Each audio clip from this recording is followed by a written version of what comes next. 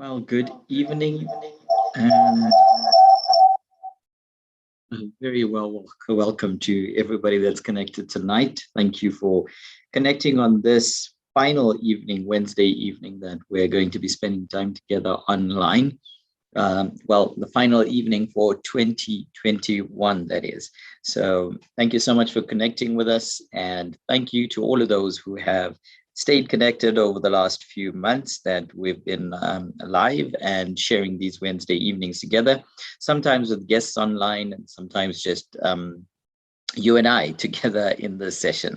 And this is one of those evenings as we conclude for 2021, coming together and just sharing with you a message on finishing strong. It's that close, it seems, of the month of November. It's the 11th month of the year, rather, and it can often seem like a mix of emotions at this time of year. There are those that are looking forward to some rest and relaxation, perhaps. And then there are others who are thinking, well, there's still some things that need to get done. And what on earth is 2022 going to look like? We came into 2020 declaring great and mighty things about it being different and being many things. And it caught us by surprise, certainly not what we had anticipated. I guess we thought 2021 may be similar to what the experience has been, but we certainly do not know what 2022 is going to be like. However, we can prepare ourselves, right? We can prepare even though we may be feeling somewhat a little bit anxious about what the year ahead would look like.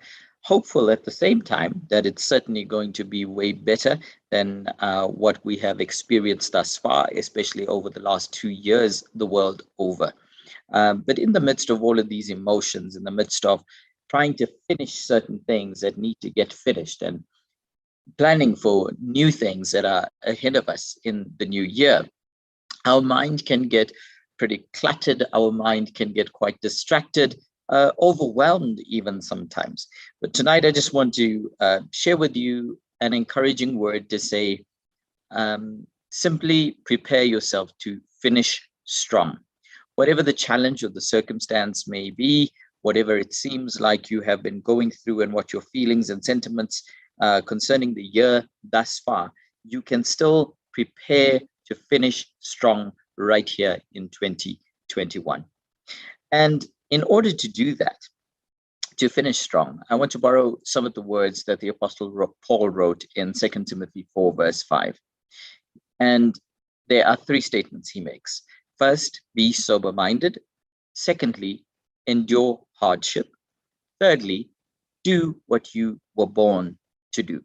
That, of course, is me paraphrasing the words of a very wise man who lived many, many years ago. So he writes to Timothy and he says, be sober-minded. In other words, he was saying to Timothy, make decisions from a clear mind, a mind that is not intoxicated by circumstance or emotion. If you're going to make any decisions, make sure that your mind is in a space of clarity. Secondly, he says to Timothy, endure the difficult days. And boy, oh boy, can you and I testify that the days we have come through have certainly not been the easiest of days, and in some cases, perhaps very difficult days. The last thing Paul writes is, finish what you were born to do. There's something that you were born to do. Finish that. And what I want to suggest to us this evening is that if we apply these same principles, if we are presented with an opportunity like this in November to finish strong, then what we can do is apply these principles that Paul shares with us. And in applying these principles, I'm suggesting to us tonight that we would be able to finish 2021 strong and look forward to the year that is ahead of us with the new things that God has in store for both you and for me, especially those who are leaders tonight and may have much on their tables to conclude for this year. And aside from having much on the table to conclude, but there is thought of vision and strategy, goals, objectives, values, culture, all of that we want to bring into organizations in the new year. So where do we begin? How do we even tackle these situations that are before us? Step number one, again, Paul says, be sober-minded. Decide what needs to be done in order to complete the assignments that are before you. What is it that needs to be done? Declutter your mind of emotion. Seek some sound advice before you make decisions on what you will tend to. Seek some sound advice and draw up a priority list in terms of what needs to get sorted out. Declutter in the space of the mind is essential, especially when you're in that time of feeling like there is so much to do and you just do not know where to start. It's kind of like when you want to clean up a house. Yes, there may be many rooms, but you can only do it one room at a time. And so you've got to figure out what's going on in your mind space. What are all of these things? And break it down, brick by brick, as you will. Break it down to just smaller compartments and decide, okay, what is it that requires the priority? How can I declutter right now? And how do I stay away from emotion? Stay away from emotion affecting my decision and doing what is the right thing to do, the wise thing to do moving forward. Get some advice on it, if you will, even. The second thing that Paul says to us is to remain resilient. Oh, but listen, this is way easier said than done, of course, as is often said. Remain resilient. That means that you got to keep your strength up. You've got to keep your tenacity up. It speaks about persistence, that you're not going to stop. Whenever we talk about persistence, one of my favorite quotes by an unknown author is that in the battle between the rock and the stream always wins. Not because it is stronger, but simply because it is able to find a way through. So water may not seem as strong as the rock, but it has a sense of fluidity, has a sense of just adaptability. And of course, gravity helps it along the way. But in a similar way, there are those forces in your life and mine that can help us to find a way, even in the midst of what may seem like a challenging or a difficult circumstance. You may have been well on your way and circumstances showed up in this year. Something came in your direction that you were least expecting, and it stood in your path. But listen, the water always wins, the stream always wins, not because it is stronger, but because it is persistent. And that's what Paul is saying. In the midst of obstacles, in the midst of challenges, remain resilient. Now, you may have to do a little bit of soul searching, perhaps, or just searching in your environment to find yourself a source of strength in order to just remain resilient in the moment. So ask yourself, what is it that energizes you? What is it that motivates and inspires you? What is it that allows you to tap into your passion?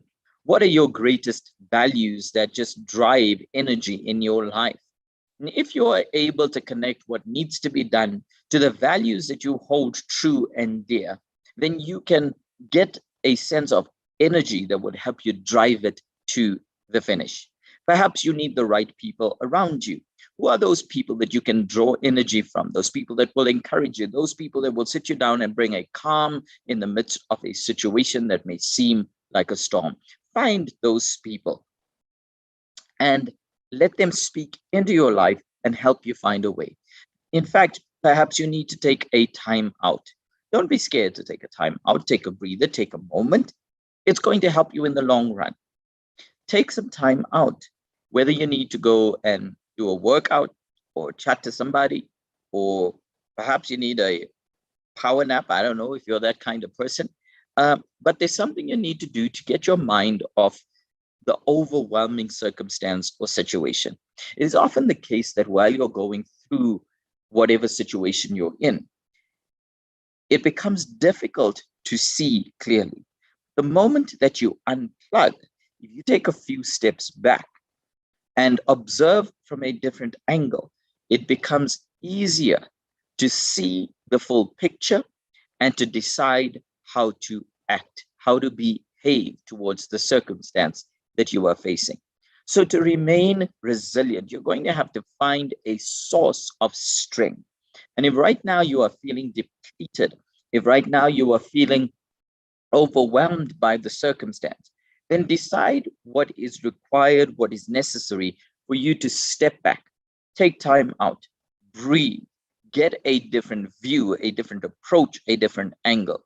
Perhaps pretend that you were someone else in your circumstance, even if it has to be as crazy as that. If you are your own obstacle, then become an actor, be somebody else, and think, what would they do? Who are your mentors? Who are the people that you admire? And ask the kind of questions like, what would they do if they were in your shoes right now? And draw strength from the kind of decisions you think they would make. Draw strength from what you know about their life history. In fact, go back in your own history and see what it is that gave you the strength when you faced your last challenge or circumstance, and learn a little bit more about yourself. What is it that is a strength which is unique to you that helped you overcome your challenges in life? You are the same individual, and you have the capacity for the same level of strength now to help you get through what you need to get through now. Remain resilient. The third thing that Paul says, the first is that we need to declutter our mind, be sober-minded. The second is to remain resilient. And the third thing he says, and I'm paraphrasing this one, he says, remember what you were born to do, that only you were born to do. The world is waiting on your success. And you can see this year through. You can finish strong and do what you were born to do. Now, when you have come to this place, a place where you can cross over the line of what people expect of you and what people's opinions of you may be, and understand that the things you do well, you do excellently, you do with every fiber of your being, drawing on every level of energy that you possibly can. You do what you do with a focus, with an intent, no matter what the circumstance. When you reach that place that you can cross over all of the opinions, all of the expectations, all of the disappointments that people want to communicate in your direction, and realize that whether you were born to prepare a great meal, you were born to take care of another individual, you were born to be an author, you were born to lead an organization, you don't do it then for the sake of other people's praise, for the sake of other people liking you, or for the sake of them having a good opinion of you. That's not why you live life. If we find ourselves living life from the space where we want others to be patting us on the back and telling us all the time that we're great, then we're always going to succumb to what the expectations of other people are. And then we devalue who we really are. We live at a lower level. Our output and outcome will be less than what it could be if we got our focus right. And our focus was, I was born to do this. You will realize then that comparison has no place in your life. You don't need to compare to anybody else because you were not born to be like them. You were born to be you.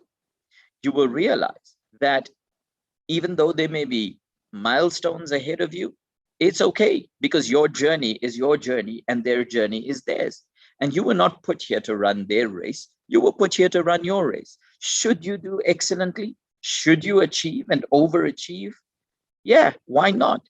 But do it for what you were born to do and not for what other people expect, what other people think that you were born for.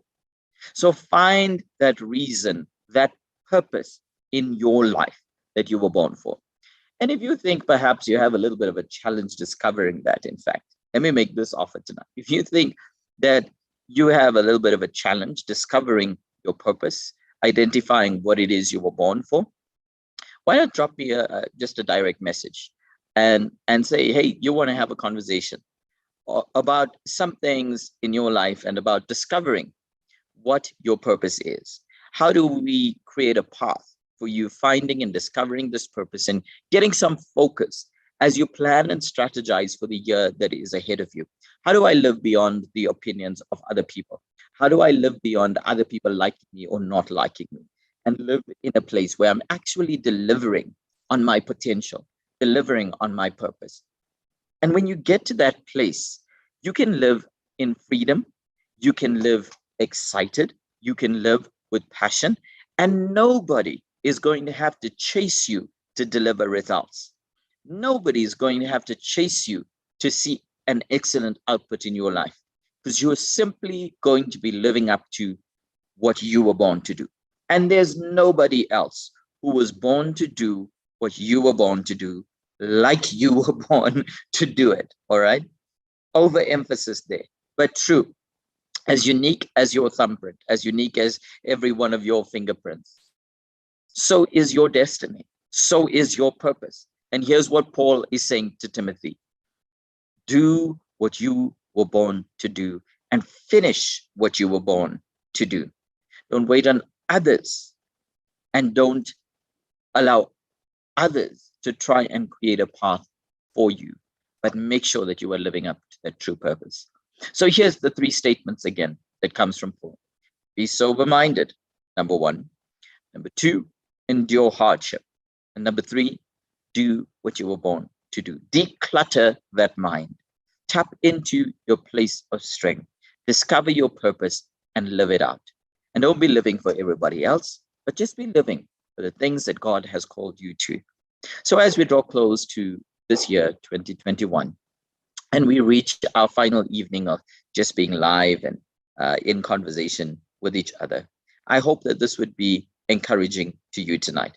I do hope that if it's an encouragement to you, you'll share this message with somebody else, whether you do it over social media or you actually share it in conversation with somebody.